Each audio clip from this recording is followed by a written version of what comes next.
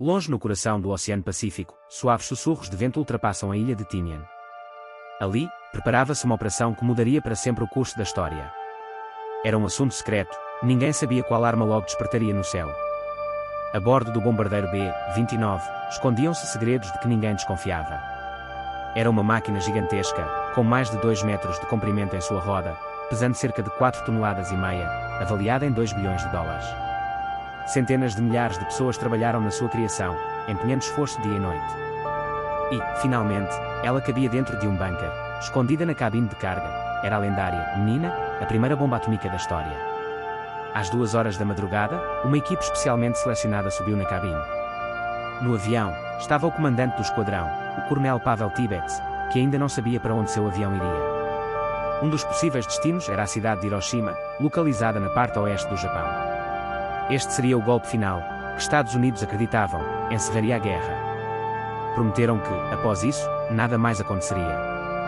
Hiroshima era uma importante cabeça de ponte estratégica.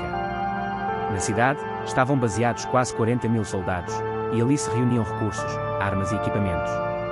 As pessoas que viviam lá nem suspeitavam que seu dia mudaria para sempre. E, na foto, tem uma testemunha, um homem chamado Yoshito Matsushige. Ele capturou na película os momentos logo após a explosão.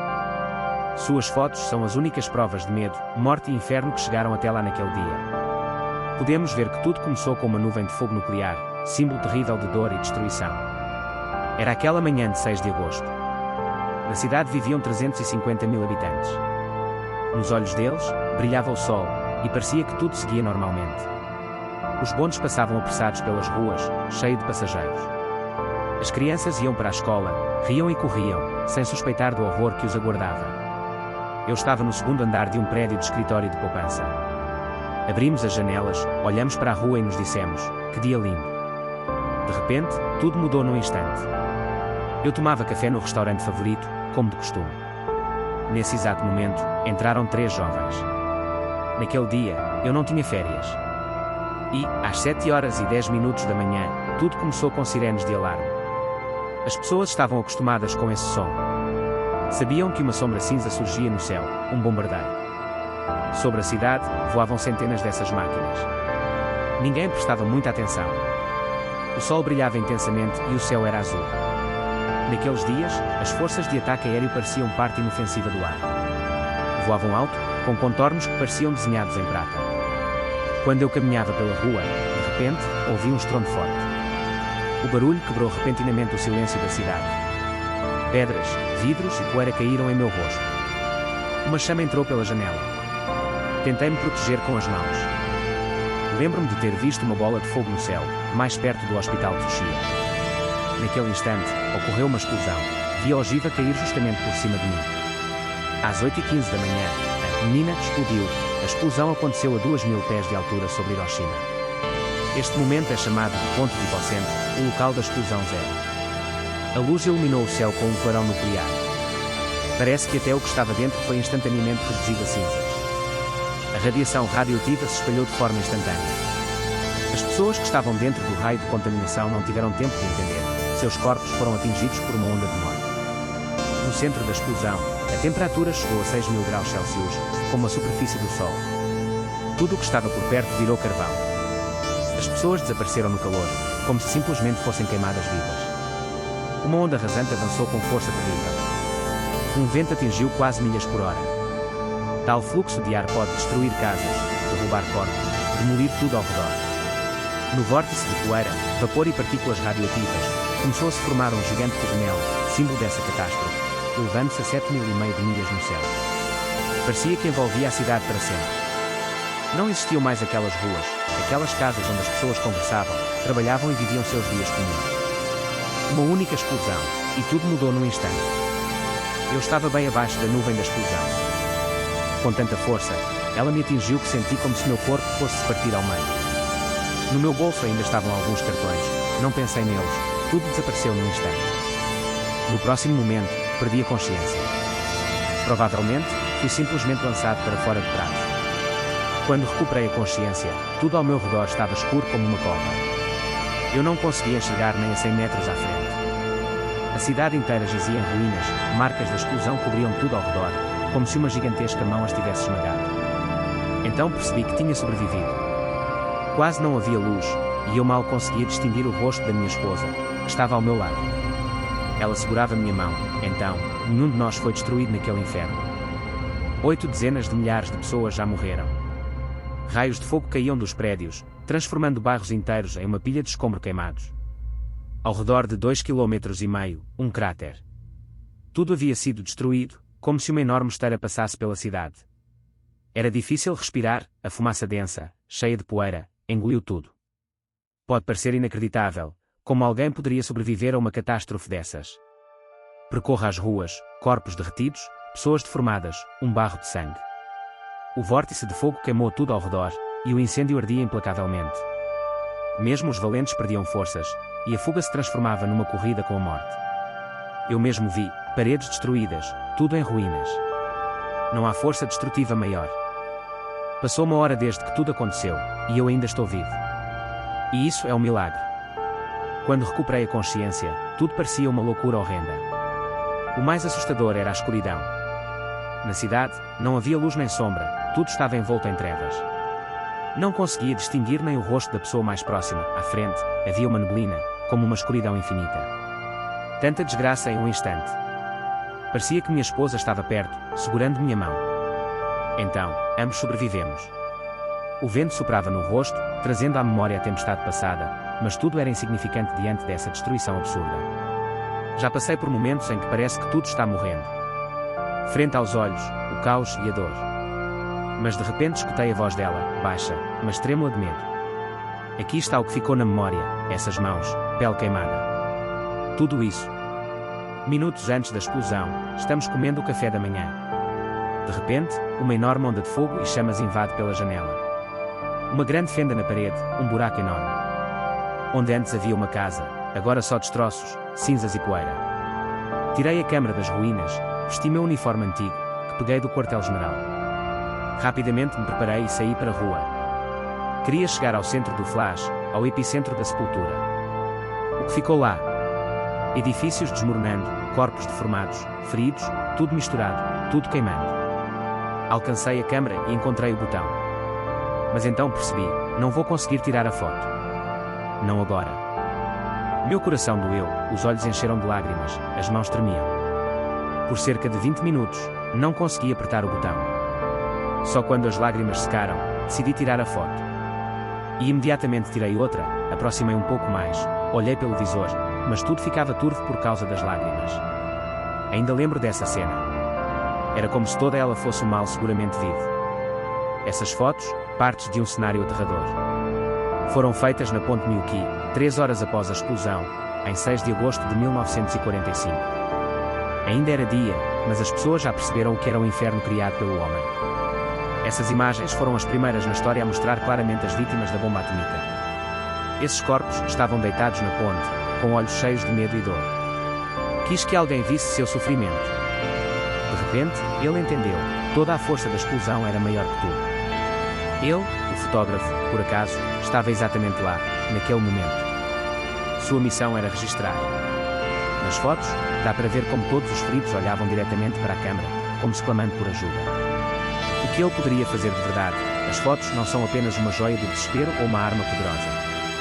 Dentro dele, uma luta terrível começou a se acender. Tantas contradições. Essas imagens estão guardadas no arquivo japonês, no escritório do jornal. Parecem esquecidas. Na era da guerra, não era permitido fotografar tragédias, isso poderia custar o emprego ou até a comissão. As pessoas temiam que essas fotos pudessem divulgar a moral. Mas, surpreendentemente, alguns as espalharam silenciosamente. Já na década de 1970, conseguiram recuperar alguns negativos. A má qualidade quase destruiu tudo para sempre. Mas o esforço dos restauradores salvou esses testemunhos terríveis. O perigo dessas imagens está em seu poder e verdade. Elas nos lembram de quão poderosa foi a arma que destruiu uma cidade inteira, mudando para sempre o destino de milhares. E, olhando para essas fotos, é difícil não sentir horror. Elas não foram feitas para galerias bonitas. Mas justamente elas colocam tudo em seu lugar. E ajudam a entender o verdadeiro preço da vida humana. O que esses indivíduos realmente passaram, cujas imagens ficaram para sempre na memória na forma de figuras na Ponte Miyuki. Quem eles eram, de facto. Que memórias sobraram deles? Aqui estão, aparentemente, fotos raras. Quase nada foi contado sobre elas. Mas fica claro que há aqueles que reconheceram seus parentes nas imagens, incluindo aqueles que sofreram durante a explosão. Hoje, eles têm mais de 80 anos. Imaginem? E há apenas 2 pessoas em torno deles que ainda vivem até hoje. Mas há também outros testemunhas. Vítimas, testemunhas cuja memória foi preservada. Aconteceu que uma equipe de especialistas utilizou as tecnologias mais modernas para compreender suas histórias, sobre aquelas que antes ninguém sequer conhecia. Devemos nos limitar apenas ao que os próprios testemunhas nos contaram. Quando as fotos foram digitalizadas, começaram a surgir detalhes. Aqueles que muitas vezes passam despercebidos ao olho nu. Por exemplo, corpos no chão. Ou o escombro de um parapeito destruído por uma explosão. A recriação em 3D da cena e os relatos dos testemunhas ajudaram a dar vida a essas imagens. Agora ficou mais claro o que aconteceu em Hiroshima durante a explosão. No centro da nuvem nuclear. Não é apenas uma cidade. Hiroshima é uma enorme ilha, situada bem na costa do Oceano Pacífico. Ao longo dela corre o rio Ota, que se ramifica e serpenteia. Às vezes, parece uma cidade flutuante. Mas, naquele momento, quando a água fervia de calor, não havia saída. Toda essa força se transformava em uma armadilha. Foi nesse exato local, na beira do desastre, que ficava a ponte de Miyuki. Ela tornou-se um testemunho vivo para aqueles que sobreviveram. Localizada bem próxima, a apenas 1 milha do epicentro da explosão. Naquele momento, pode-se dizer, ela tornou-se a fronteira entre a vida e a morte. Hoje, na própria ponte, há um monumento. As fotografias de Matsushita tornaram-se parte do memorial. Chegou a hora de dizer a eles sua palavra. Os testemunhas se reúnem na ponte, carregando as cicatrizes deixadas pela explosão. Entre eles, uma garota e um menino. A menina parece muito jovem, com cabelos queimados. As roupas dos outros estão em trapos, as mãos expostas. Todos estão descalços. Corriam assim. Ou perderam os sapatos tentando fugir rapidamente. Se analisarmos as fotos, podemos notar uma mesma figura.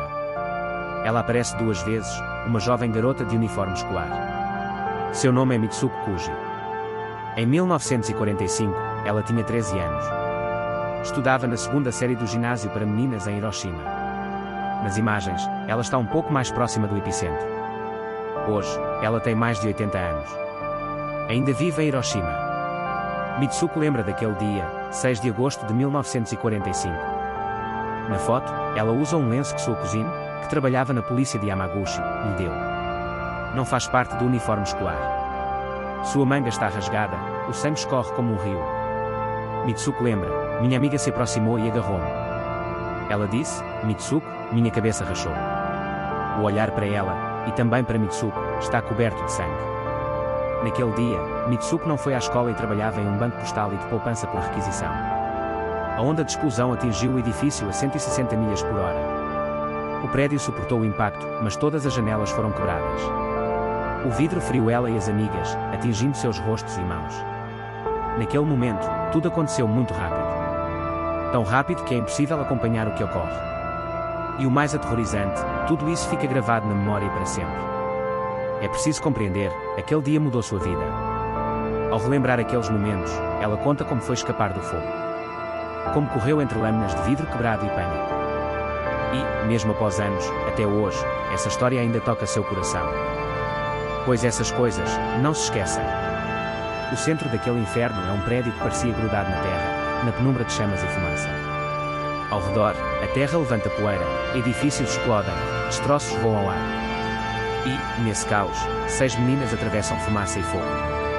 Elas caminham, movem-se, quase por vontade do destino. Algumas delas estão gravemente queimadas. Seus rostos e mãos cobertos por uma grossa crosta de queimaduras, a pele parece carbonizada. Elas avançam em direção à ponte Miyuki, como se fosse um porto de salvação. Mitsuko Kuji está atrás, observando tudo com uma espécie de esquecimento, com um silêncio tenso. Nenhuma expressão, ela apenas vive. Ninguém fala naquele momento. Ninguém precisa de palavras. As pessoas baixaram as cabeças, olham para baixo, como se tivessem perdido a capacidade de falar. Alguns choram, soluçam, gritam de amargura. Parecem monstros, e é impossível entender que são as mesmas pessoas. Seus rostos cobertos de queimaduras, sangue escorrendo das feridas. Na metade do corpo, feridas terríveis, a pele como uma lama chorando. Aquela cena é como um apocalipse de queimados. Alguns estão nus até a cintura, ninguém veste roupa. Enrugados, desfigurados. A visão toda é negra, cheia de destroços, lama, como corpos queimados. Em silêncio, sem palavras, não é hora de cortesia, as pessoas estão espalhadas pela ponte. Só se ouve respiração, gritos de dor, claro. O corpo, coberto de feridas, parece estranho. E embora terem apenas 13 anos, para Mitsuko, a ponte tornou-se como uma porta do inferno. Ela guarda essas lembranças por quase meio século. No centro dessa cena, uma mulher segura um bebê nos braços. Com o cabelo puxado para um rabo de cavalo, parecia pronta para sair. Talvez ela seja a irmã mais velha, talvez a mãe. Com lágrimas, manchas de sangue, ela grita e gira em círculos. Nos braços, um bebê morto. Os olhos cheios de horror e saudade. Ela grita nomes, o nome da criança, talvez, jogando ao ar. Acorde. Acorde. Ela grita, mas ninguém ouve. Primeiro parece que a criança está viva, mas é só um cadáver, queimado e dilacerado pelo fogo. Não resta mais nada, apenas o corpo queimado. Mitsuko também se queimou, e neste lugar horrível, usar roupas parece desnecessário. Muitos ficaram sem nada, e às vezes nem mesmo isso ajuda, as roupas queimam, desaparecem. Toda a ponte é uma ferida aberta, com sangue e cinzas. Como poderia essas pessoas sentir alguma coisa? Ou o medo, o choque e a impotência tinham abafado tudo. Mesmo nesse inferno, há uma, Mitsuko, que não tem permissão para esquecer aquela cena. Seus sonhos e medos parecem eternamente gravados na memória dela. O tempo passou, e após 3 horas da explosão tudo ficou mais claro. Restos de fogo, calor, medo. Pessoas com feridos, mergulhadas nos rios, tentando refrescar suas queimaduras. Alguns pulam de cabeça na água, como se tentassem lavar a catástrofe, só para, ao final da manhã, afogar-se na água, incapazes de suportar. Os corpos encheram o rio, ele ficou repleto de mortos. E na ponte, silêncio. Um silêncio terrível, sem palavras. As pessoas esperam. Esperam, o quê? Passando pelo fotógrafo, um homem de uniforme, com uma câmera na mão. Porque ele está filmando. Quem é ele? Olha para essa cena, como algo estranho, terrível. Então ninguém sabe que aquilo é uma bomba de íons, um ataque nuclear. Não descobrem imediatamente. Memória de quem estava lá. Mas eu estou aqui, observando. Depois começa a pensar, porque ele está filmando. O que ele quer registrar? As pessoas à beira do rio, a sede as domina. Elas bebem água, tentam resfriar seus corpos ardentes e feridas internas. Não aguentam mais. Elas morrem, afogadas no rio. Acima da ponte, silêncio absoluto. As pessoas simplesmente esperam. Aguardam. Em meio a isso, um estranho de boné, o que ele está fazendo? Porque ele mexe nas pernas. E no recipiente, o que há lá dentro? Lá está um homem. Ele levanta a cabeça, busca algo. Parece que seus cabelos estão raspados. O que ele procura? O que ele espera? Este é o Sr. Tsuboi. Ele sabe o que está acontecendo. Essas imagens, a chave para os acontecimentos. Ele se lembra de tudo que viu na ponte, porque conhece bem os fatos. O Sr. Tsuboi tinha então 20 anos, jantara com amigos recentemente. E agora ele caminha pela rua quando ocorre uma explosão ensurdecedora. A distância, cerca de 1,5 km do centro. Nos primeiros minutos, ele sentiu o calor, a radiação. Seu rosto queimado igual ao dos outros. Ele lembra-se de como naquela noite seu rosto foi consumido pelo fogo nuclear. Bem longe do centro, seu movimento, seu trajeto. Tudo aconteceu muito rapidamente. O estrondo, o fogo, a destruição. Naquele momento, ninguém entendia, era um ataque nuclear. Só anos depois. Então, num instante, a vida normal virou um pesadelo. Ele, um daqueles que sobreviveram, significa que vai lembrar disso para sempre. O frio penetra até os ossos. O vento range nas frestas. E, nesse momento, parece que tudo ao redor vai desabar. Ele corre pela rua, sangue escorre da ferida nas costas, o rosto arde de dor. Seus olhos veem imagens horríveis, uma pessoa segurando vísceras, como se simplesmente as tivesse jogado no chão. Mas isso é só o começo. Um pouco mais adiante, um homem com um olho pendurado por um fio. Como uma cena de um sonho horrível. Nesta onda de terror que tomou a cidade, ele perde a esperança de chegar a um hospital. Não quer mais lutar. Nesse momento, ele se dirige à ponte. Por quê? Para encontrar pelo menos um pouco de salvação. Ou simplesmente para esquecer tudo. Lá, as pessoas já se reuniam, todos feridos, todos queimados. Segundo relatos, eles traziam líquidos de óleo de rapa cru. Era óleo puro para fritar, comum, habitual. Havia pouco, dividir de forma humana era impossível. Aqueles que podiam, com mãos machucadas e mangas rasgadas, espalhavam óleo sobre si mesmos enquanto caminhavam. Mergulhavam as mãos em baldes. No chão, havia uma lata com óleo, uma espécie de estojo de primeiros socorros, embora estranho. O óleo ajudava a aliviar a dor ao queimar a pele. E, naquele lugar, parecia que cada gota contava. Lá, no meio do caos, estava um homem em uniforme militar. Ele, um trabalhador da defesa civil, conta um dos testemunhas, foi ensinado a aplicar o óleo assim, precisamente. Fazer. Passar óleo nas áreas queimadas para aliviar, pelo menos um pouco, a dor. Aquele homem de boné, de uniforme, que mostra como o vento faz balançar sua blusa, é um dos que tentou ajudar. Ele e outro, um pouco mais claro, provocam compaixão. Sobre toda essa cena, dá para falar infinitamente. Pessoas, em um amontoado de fogo, cinzas e poeira, se apertam na esperança de escassez de óleo. Mas os recursos estavam quase acabando. Muito rápido, tudo o que restou de óleo acabou. E aquilo deu lugar a algo mais semelhante a uma catástrofe. Do depósito mais próximo na ferrovia roubaram combustível preto de esmeralda, espesso, malvado, com cheiro de petróleo. Começaram a derramá-lo nas queimaduras, a espalhá-lo pelas costas e rostos. Gotas caíam, transformando-se em lama. As pessoas se transformavam em monstros escuros, sombras esbranquiçadas. Uma massa miserável, composta por corpos queimados. Rígido. Sem esperança. Alguns já não podiam mais resistir. Os fracos se curvavam, perdendo a consciência. Uns deitavam-se virados de costas, com olhos escuros, completamente sem forças. Outros simplesmente morriam, silenciosamente, como se a morte tivesse se aninhado silenciosamente em seus ombros. Uma peça de tecido caía. As esperanças desapareciam. As pessoas tornaram-se parte deste inferno. Aqui, a ponte de Milky. Lá, entre ruínas e horror, um deles percebe que tudo vai acabar em breve. Ele, Tsuboi. No bolso, seus documentos. Não pode ser encontrado morto. Assim, seu corpo ficará nesta ponte para sempre. Dizendo adeus ao mundo, ele pega uma pedra e escreve no asfalto. Sua mão treme. Escreve, Tsub morre aqui. Essas palavras soam de maneira sombria como uma sentença.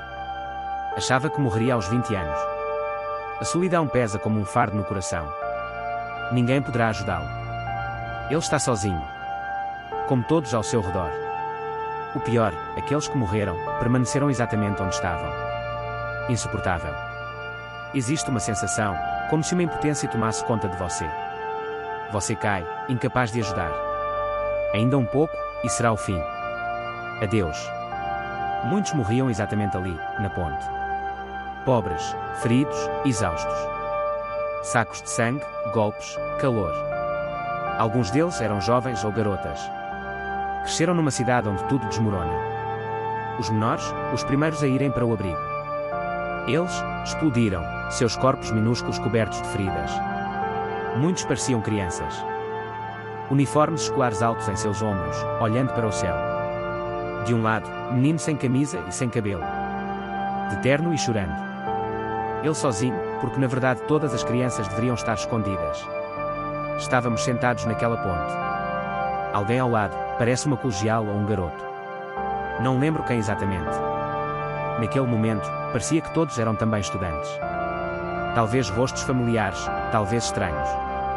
Mas naquele instante, seus rostos pareciam ser parte daquela cena terrível. Crianças congeladas na foto, de nuca virada para as mochilas. E parece que elas não vão desaparecer. Assemelham-se aos meninos e meninas que, na vida normal, iam para a escola, sonhavam com o futuro. Mas naquele manhã, tudo mudou para sempre. Acenaram com 13 ou 14 anos, olhando nos olhos da morte. E tudo para sobreviver à explosão que engoliu sua cidade. 1,5 km das escolas, e o armamento terrível foi acionado. Em um raio próximo ao centro da tragédia, centenas de crianças. Como Mitsuo Kodama, eram apenas meninos. Em uma cidade que recentemente vibrava, agora só a fumaça e ruínas. Nas ruas parcialmente destruídas, as pessoas procuram seus entes queridos. E as crianças? lutaram por suas vidas, como adultos. O seu problema, não na escola, mas numa sorte terrível. Para retornar ao mundo, sobraram apenas os que tiveram mais sorte. Alguns conseguiram correr até a ponte. Mas a maioria, sem forças, feridos, atrasados. Uma cena fixa na memória, um menino de 12 anos, no quintal, sob uma árvore, com dor no ventre e um medo terrível.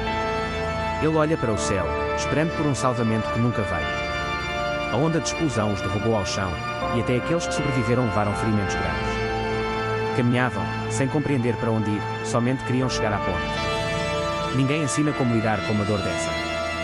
Ninguém ensina como viver após algo assim. Não havia sequer pensamentos sobre o futuro. Tudo o que permanecia era a espera. A espera por ajuda, a espera pelo fim. A ponte era a última esperança para toda essa multidão de crianças. Muitos só conseguiam sentar e esperar. Algumas choravam. Outras permaneciam caladas, com medo de soluçar algo. Essas crianças pequenas não sabiam o que fazer a seguir. Não entendiam porque tudo aquilo acontecia. Em seus olhos havia medo e confusão. Elas não disseram abertamente tudo o que sentiam, mas seus corações estavam prontos a explodir. A cada olhar para elas, um estremecimento percorria a gente. Então, começa a entender, essas crianças lutavam pela vida. Por simplesmente permanecerem vivas. Ali, na ponte, elas eram a parte mais vulnerável de todo aquele labirinto horrendo. Quantas delas estavam ali, a pouco mais de uma milha de distância? Ninguém contou exatamente, mas os números impressionam, mais de 8.000 jovens. Elas vieram até aqui não por vontade própria. Muitas foram mobilizadas. Parte delas, nos primeiros dias da guerra, quando tudo começou a desmoronar. Mais da metade das pessoas que estavam no raio de 1000 metros do epicentro morreu nos primeiros momentos. Os números ficaram gravados na minha memória. Muitas mortes, muita tristeza. E algumas, ainda vivas, como faíscas que podem se apagar a qualquer momento. Além de tudo isso, os cientistas chegaram a conclusões. Eles estudam esses números assustadores. A professora Keiki Otani pesquisa há anos nos arquivos. Ela coleta informações sobre quem sobreviveu ou morreu na explosão. Suas pesquisas confirmam tudo o que testemunhas relataram. E tudo isso é corroborado por fotos tiradas nos primeiros segundos após a catástrofe. Nas fotos, dezenas de crianças. Exatamente assim, 22% dos mortos eram adolescentes. Majoritariamente entre 13 e 14 anos. Pense bem, são crianças tão pequenas. Já enfrentaram, como adultos, um horror que nem mesmo um adulto conseguiria compreender. E ao ver esses números, dá um medo. Tais crianças inocentes, vítimas de um destino cruel. Karoko Kobora tinha apenas 13 anos. Lembra de como ajudava a desenterrar o escombro. Naquela época, ela tinha dor de barriga, dores que paralisavam todo o corpo. Naquele momento, ela estava deitada debaixo de uma árvore. E, de repente, uma explosão. Tudo ao redor se iluminou como se fosse o fim do mundo. Muitas crianças, feridas e assustadas, correram. Elas não sabiam para onde procurar socorro. Só uma ideia, afastar-se dos destroços. Um monte de pessoas corria em direção à ponte, na esperança de encontrar refúgio lá. Lá, entre carrinhos e ruínas, elas se encontraram. Naquela parte que pode ser chamada de busca por consolo ou ilusão de salvação. Ela conta, na ponte, tudo parecia um pesadelo. Poucos ficaram inteiros. Muitas choravam. Algumas, em silêncio. Reunidas em grupos, as crianças simplesmente olhavam para o lado. Elas não sabiam o que fazer a seguir. A parte mais assustadora era o silêncio delas. Uma explosão inesperada, a morte perto, e tudo desaparece. Kobora teme recordar aquele dia. Ela não esqueceu nenhum detalhe. Seus gritos, lágrimas, a sensação de que tudo está perdido. Esses momentos são como uma queimadura no coração. E mesmo agora, anos depois, ela se culpa. Porque não conseguiram fugir antes. Porque tudo desmoronou tão rapidamente. Tantas crianças estavam à beira do colapso. A vida delas pendia de um fio fino. E não apenas porque conseguiram chegar à ponte. Aqui começa uma nova e terrível batalha. Não se trata apenas de ferimentos, de salvação. Ainda não chegou a hora de capitular. Nesse instante, no coração de Hiroshima, tudo se enche de fogo e fumaça. Sua última esperança é atravessar a ponte. E lá, naquele estreito passaggio, tudo se decide. Viver ou morrer. O inimigo não dorme. O inimigo não se vira. Para eles pouco importa quem você seja. A infância não oferece misericórdia. E, nesta história, há uma sensação de que o momento entre a salvação e a destruição passa muito rápido. A ponte se torna o limite entre a vida e a morte. Lá, na fumaça e nas chamas, desaparecem centenas de destinos. O tempo parece ter parado. Tudo que restou foi o cheiro de árvores queimadas e o som de projéteis caindo. Correm sem saber o que os espera na próxima curva. Mas dizem que foi justamente por essa ponte que conseguiram sobreviver. Cada passo é como um jogo de azar. Não se sabe o que acontecerá a seguir. Até passar, não se entende o quão viva ainda está a esperança de salvação. Cada vez mais vítimas desse incêndio começam a se reunir nos locais do desastre. Testemunhas relatam detalhes que criam uma impressão completa do que está acontecendo. Por meio de seus relatos, começa-se a entender o que acontece nos bastidores. Em meio a todo o caos, parece um baile de máquinas militares, um movimento infinito de caminhões blindados, carregados ao limite. Os mecanismos funcionam sem parar, como se toda a cidade tivesse se transformado numa enorme matriz militar que se move e busca uma saída. Os serviços de emergência organizam pontos operacionais para levar os feridos aos hospitais que ainda permanecem intactos. Aqui, é importante não perder nenhuma nuance: quantas pessoas precisam de ajuda, quantas podem nem chegar vivas. Gradualmente, formam-se grandes grupos de voluntários e médicos. Feridos, vítimas, ataques, tudo se move em ritmo sincronizado, como numa assustadora, mas corajosa coreografia de balé. Goro Takeuchi, um cadete de 22 anos do exército, que está perto de Hiroshima, vê o céu subitamente iluminado de forma intensa. Por um instante, parece que o sol nasceu dentro das nuvens. Depois, houve um som surdo, como se alguém batesse bruscamente a palma da mão na mesa. E isso não é fantasia, mas a realidade. 30 minutos depois, ele e mais uma centena de soldados partem para ajudar a evacuar os feridos. Seus caminhos cruzam a ponte de Miyuki. Lá começa algo como uma tragédia terrível. Surpreende-se quando ordenam que priorizem apenas os militares. Mulheres e crianças ficam sozinhas. Assim, a superfície do mar fica imóvel, sem palavras, sem ruído. Nesse silêncio, médicos e feridos, sob o olhar de quem ainda espera se salvar, iniciam o procedimento de resgate. Rápido, entende-se que os jovens soldados ainda significam algo na guerra. São enviados às linhas de frente, onde ainda há chance de ganhar alguma coisa. Porque as mulheres e crianças são, por algum motivo, consideradas frágeis. Elas aguardam na fila. E parecia lógico, afinal, o homem deve lutar. A mulher não carrega armas. Então, ela resta esperar junto ao bebedouro. No começo, Goro acha que assim deve ser. Tudo parece apenas uma questão de costume. Mas, logo, a situação lhe mostra um lado diferente. Ele percebe com insistência: não se pode ignorar cada um. Não se pode jogar segundo as regras do antigo exército. Ele vê uma menina pequena se aproximar do caminhão, suplicando por um pedaço de pão ou de legumes. Um sussurro, a voz do motorista, severa e rígida. Ele grita com ela. E a menina treme, como folha de acompanho embora. Tudo nela parece assustador. Depois, ela foge. De forma independente, sem saber para onde vai. Provavelmente para o coração do incêndio. Lá, na cidade em chamas, o fogo cobre quarteirões inteiros. Tudo ao redor arde e brilha em laranja, como brasas queimadas. O que é com essa menina? Talvez ela tenha morrido. Os adultos também não sobreviveram. Então, quem é a esperança para os pequenos? Quem se salvará nesta máquina de carne? O combate dos famintos pelo fogo das ruas. Neste dia terrível de rotina, em 6 de agosto, muitas crianças vieram aqui. Então, procuravam inutilmente um caminho para a vida. Como terminou a história delas? Muitos pequenos desapareceram tão rápido quanto apareceram. Seus nomes ficaram gravados na memória daqueles que estavam perto. Assim, esta menina, que surgiu entre nuvens de poeira, ficou para sempre na lembrança. Restaram seus olhos, que memorizaram aquela cena devastada para sempre. Riko Tsuki conhece bem essas fotografias. Desde pequena, ela sentia que por trás delas existiam histórias mudas. E, de fato, dentro da fotografia, por trás do rosto, do gesto, há algo maior. No centro, há uma pessoa que segurava discretamente uma garrafa de óleo. Mas, um pouco à esquerda, está um menino com a cabeça raspada. Ele claramente se adaptou à dura realidade, de costas para a câmara. Porque ele nunca voltou para casa. Toda a família faz essa pergunta. E as notícias sobre o menino passaram de boca em boca por muitos anos. Pais, avó, tudo repetia a mesma coisa. Esse menino é seu neto. Sua aparência, com orelhas características, é facilmente reconhecível. Mas ele nunca foi encontrado. Logo após a tragédia, a mãe e o pai ouviram sobre outro caso. No dia seguinte, encontraram nos arquivos antigos uma fotografia que tudo mostrava. Lá, seu filho, vestindo o uniforme escolar, no momento em que a explosão devastava a cidade.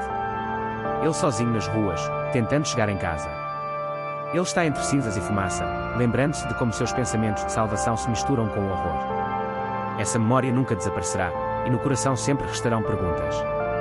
E, quando parece que tudo já está claro, surgem novamente novos detalhes. Porque exatamente esse menino nunca apareceu. O que aconteceu com ele? Ninguém sabe ao certo. Resta apenas imaginar. O tempo dirá se seu lugar neste mundo foi ocupado ou se ele desapareceu para sempre nas chamas da história. Por isso, às vezes, parece, a tragédia nem sempre está tão longe quanto parece à primeira vista. Ela vive dentro de cada um que testemunhou a destruição com seus próprios olhos. E a memória daqueles que não voltaram é como uma sombra escura, que nunca desaparece. E somente por causa das fotografias. Porque há pessoas que lembram. Elas são o testemunho vivo de que, mesmo nos momentos mais terríveis, ainda resta algo verdadeiro. Ele corre apressado em direção à ponte Miyuki, onde Yoshito Matsushiro está tirando uma foto dele com uma câmera. Nesse retrato, fica claramente visível que ele está lá. Mas porque exatamente ele não conseguiu voltar. Quando, num instante, morrem centenas de pessoas, é difícil compreender o que aconteceu com cada um delas. Essa é uma das faces mais cruéis da guerra e do bombardeio nuclear. Hiroshima é uma cidade inteira que é apagada num piscar de olhos. Milhares de vidas desaparecem em frações de segundo. Aos poucos, graças às fotografias de Matsushiro, consegue-se entender como se desenvolveram os acontecimentos naquela manhã fatídica. Mas o que aconteceu com as pessoas que sobreviveram? O que sentiram sob a nuvem negra? O Dr. Arada é um cirurgião do Hospital de Osaka. Ainda é especialista em medicina de emergência. Suas palavras ajudam a entender que a imagem da foto não é apenas um quadro de horror. Seu significado é muito mais profundo. Ele vê pele queimada, roupas carbonizadas. Todos esses indivíduos parecem estar na zona de impacto. Ele percebe detalhes importantes imediatamente. Para ele, todos eles sofreram queimaduras extremamente graves. Isso é evidente pelos pontos do corpo que receberam maior impacto direto. Essas queimaduras não são as comuns em nossa rotina diária. Quando uma bomba atômica explode, a temperatura, em milissegundos, transforma tudo em cinzas. Como resultado, a pele sofre ondas de queimadura. E a radiação, que acompanha a explosão, intensifica o efeito. A pele exposta à radiação não queima apenas, ela literalmente se transforma numa massa incandescente. A pele carbonizada começa a chiar pelo calor. Os pelos incendiam-se e começam a fumaçar. Essa pele se torna, em segundos, uma crosta grossa, escura. Surgem bolhas incríveis pelo corpo, que logo estouram, expondo feridas sangrantes. As terminações nervosas ficam expostas ao ar. Você consegue imaginar o suplício que essas pessoas passaram? Era como se uma parede de calor tivesse invadido seu corpo. Eles se esticavam em direção à mãe, gritando: "Mamãe, calor!" Caminhavam lentamente, como em um sonho. E tudo isso porque suas roupas, que pareciam normais antes, após a explosão, viraram trapos carbonizados. Mas o que é de surpreendente nisso? Tudo é questão da pele. Enquanto o Dr. Arada examinava o corpo de um sobrevivente no hospital, percebeu que tudo era bem diferente de uma queimadura comum. Onde antes havia uma camada intacta de pele, sobraram apenas pontos de sangue, e junto com eles, carne. A pele começava a se desprender, como ao fritar peixe. Parecia que ela tinha sido cortada. O tecido interno, vermelho e molhado, saía para fora, parecia que uma água jorrava da ferida. Como ao assar carne no forno, ela ressecava e encolhia. Assim também a pele, que, na explosão, simplesmente se levantou e se soltou. No ponto Miyuki, está o pai de Kota Mitsukoshi, com grandes feridas nas mãos. Eu segurei seu ombro e perguntei: "Está vivo?" "Está bem." Então, por causa de uma queimadura grave, sua pele se desprendeu completamente, cobrindo sua mão com uma camada de carne avermelhada e aquosa.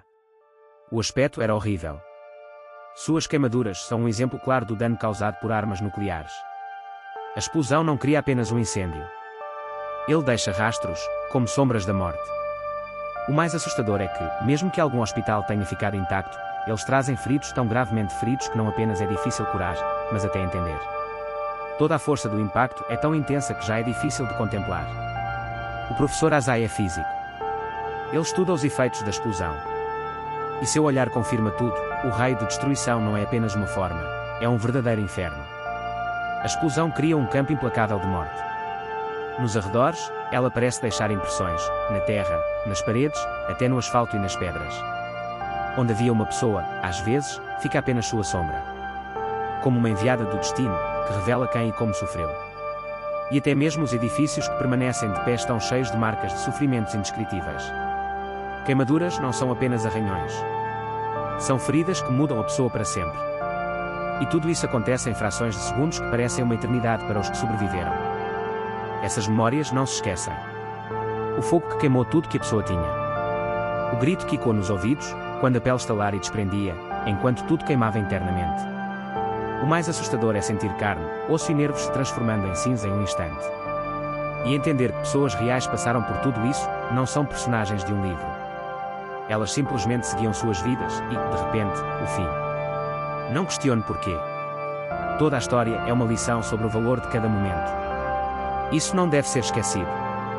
Como o Dr. Arada, que há muito estuda as consequências da bomba atômica. Suas pesquisas abrangem não apenas a explosão, mas também o que restou dela. Especialmente, os terríveis queimaduras que surgem nas vítimas. Essas lesões permaneceram escondidas por muito tempo nos registros militares americanos. Elas eram escondidas por medo de verem. Imagine, se toda a verdade assustadora fosse revelada mais cedo, a reação poderia ser muito mais intensa. Mas é pouco provável que os EUA quisessem mostrar ao mundo a escala do sofrimento. Preferiam manter tudo em segredo. Tudo para preservar sua imagem, desenvolver energia nuclear civil, sem assustar as pessoas. Manter em sigilo por muito tempo esses efeitos terríveis parecia ser o único caminho. Nos arquivos das empresas e do exército, há milhares de estudos. Lá, fotos, relatórios e amostras. O que está escondido por trás dessas paredes? Lá, mostra como eram feitos os coloides, cicatrizes especiais que cobrem a pele. Quase todos que sobreviveram às explosões em Hiroshima e Nagasaki sofreram com eles. Os cientistas perceberam, fora da área de vento da explosão, o número de mortos por queimaduras era muito maior do que dentro. Ou seja, não na hora, mas após algum tempo. As vítimas morreram lentamente. Seus corpos estavam cobertos por uma escala de ferimentos terríveis. O horário da explosão foi às 8h15 da manhã. Ainda ninguém sabe a que tudo isso levará. O próprio Oppenheimer previu, os primeiros mortos foram 20 mil. Mas, no final, morreram 3 vezes mais. Hiroshima, cidade que não sofreu grandes bombardamentos antes da explosão, tornou-se um campo de testes excelente para uma nova arma. Quando, em setembro de 45, chegaram os cientistas americanos com tropas, eles rapidamente desmontaram tudo que restava. Fotos, registros médicos, amostras de tecidos, todos originais e frescos. Tudo foi entregue a uma comissão especial para o estudo das consequências da explosão nuclear. Eles fizeram isso alegando preocupação com as pessoas. Na realidade, ocultavam informações para testes futuros. Tudo era registrado, fotografado, sistematizado e mantido sob sigilo. Simplificando, uma zona fechada, onde o médico japonês não podia mover um dedo. Eles estavam sob vigilância constante, não pergunte demais ou perderá o emprego. Tudo o que restou após a explosão, fotos e registros. Mostravam isso em filmagem. Mas às vezes as imagens não eram suficientes. Então começaram a remover até mesmo os corpos. Por exemplo, no caso de Kushi, então cadete militar na época, a família recorreu à comissão americana. Seu pai morreu, e o filho decidiu retirar seus restos mortais. Muitas coisas foram mais complicadas do que apenas uma certidão de óbito. Descobriu-se que o corpo havia sido preservado em formalina, cortado e ressecado demais. 4 dias após a explosão, uma terrível enfermidade começou na cidade. Cadáveres, vômitos, hemorragias, queda de cabelo. Eles chamaram de peste de Hiroshima. As pessoas começavam a perceber que a radioatividade matava. Muitas mulheres davam à luz antes do tempo, entre as ruínas, na fumaça e no fogo. Seus bebês eram imediatamente levados pelos hospitais ao redor dos militares. Eu vi esses recém-nascidos, eles não eram vermelhos, como o normal, mas brancos. A palavra, queimadores, assim chamavam os sobreviventes da explosão de Hiroshima e Nagasaki. Todos eles carregavam feridas causadas pelo calor radioativo. E nada podia ser feito a respeito. Não era apenas uma queimadura. Era um estigma da radiação. Os médicos recebiam imagens terríveis, que não conseguiam esquecer. E fora das paredes, na sombra, havia uma reunião de dados secretos. Lá guardavam todos os detalhes, para que ninguém pudesse ver ou entender. E aqui começa o mais estranho. Após todo esse inferno radioativo, surge a questão: o que acontecia com os corpos? Eram escondidos, destruídos, esquecidos, ou, ao contrário, estudados cada vez mais profundamente? Em alguns casos, os corpos eram tão danificados que simplesmente desapareciam. E às vezes eram dissecados para entender esse mecanismo de morte terrível. Em um caso, após a explosão, o corpo de um homem foi encontrado em um laboratório. Foi cortado, estudado por dentro. Autópsias eram frequentes. Cada fato era documentado, cada dano analisado. Tudo sob controle, tudo por segredo. Esses corpos tornaram-se parte de um segredo terrível, trancado a 7 chaves. Na cidade de Hiroshima, nos muros e ruas, ficou registrado o impacto implacável. Essas imagens assustadoras mostram agora como as queimaduras aumentam, como a pele explode e se desintegra. Às vezes até as imagens não são suficientes para transmitir o horror. Então parece que os corpos desaparecem, os parentes desaparecem, as pistas desaparecem. Não é uma cena de terror, mas a dura realidade daquele tempo. E nesse inferno surgiram os primeiros sinais, pacientes estranhos, parecidos com crianças mortas. Alguns, logo após o parto, tinham a pele branca, como coberta de neve. Eram chamados de bebezinhos brancos, fantasmas das explosões. Essas histórias permanecem sob o véu do segredo. Mas suas consequências só se descobrem anos depois. E continuamos apenas a imaginar quantos outros segredos estão escondidos por trás dessa quietude. Voltamos à história daqueles que enfrentaram a prova mais assustadora. Pessoas chamadas Hibakusha. Elas sobreviveram não apenas às queimaduras causadas pela explosão, mas também às consequências da radiação. São diagnosticadas com câncer, leucemia, sinais que não desaparecem com o tempo.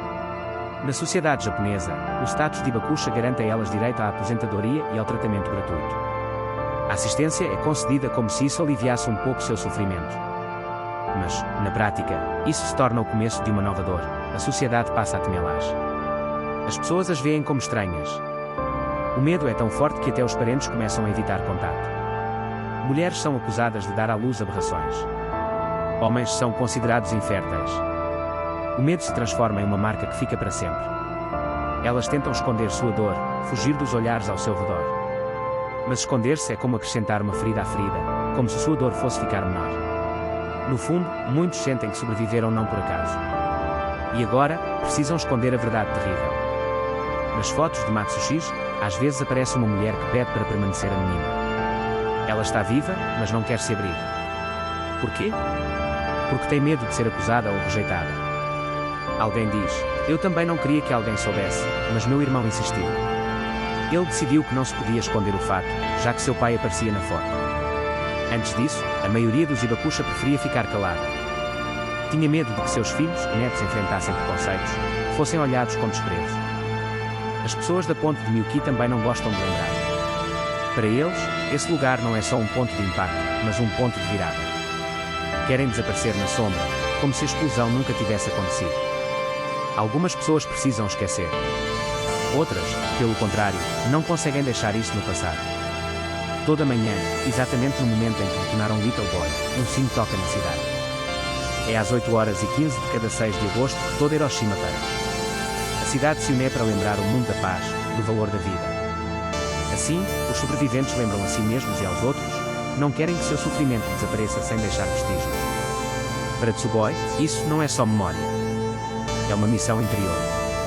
Viver para transmitir às futuras gerações. A própria ponte de Miyuki, para ele, mais do que um simples local. Lá começou sua nova vida. Ele diz: foi meu renascimento. De repente, na ponte, ele e seus amigos, Ushi, Nishioka, Kodama, perderam a inocência. Foram transformados para sempre. E isso não é apenas palavras. Nenhum deles gostaria de reviver aquele inferno. Uma sequência infinita de corpos queimados. Uma morte inevitável e destinos dilacerados. Parecia que eu testemunhava algo demasiado terrível para ser verdade. Todos, Takeuchi, todos os demais. Depois do 6 de agosto, suas vidas deixaram de ser como antes. Eles querem que seu sofrimento não seja em vão. Sua esperança é que a lembrança daquele dia permaneça. Porque, após a morte deles, ninguém mais falará sobre isso. Os homens e mulheres decidiram que não permitirão que a história desapareça. Enquanto estiverem vivos, eles coletam fotografias, registram suas memórias, documentam. Acreditam que é assim que se pode deixar uma marca, para que as gerações mais jovens compreendam o valor da paz. Essas pessoas querem que ninguém nunca se esqueça do horror de Hiroshima. Esse é o seu dever. E a esperança está em suas mãos, impedir que o passado se repita. Yoshito Matsushige morreu em 2005. Suas fotografias tornaram-se parte da memória coletiva. Documentos que falam sobre as 210 mil pessoas que pereceram. Não apenas aquelas que morreram imediatamente, mas também aquelas que morreram posteriormente. Todos eles, homens, mulheres, crianças. Toda essa história terrível faz parte da história da humanidade. Uma lição importante para que a humanidade não veja algo semelhante novamente. E resta apenas a esperança de que essas fotografias, essas palavras, não sejam em vão.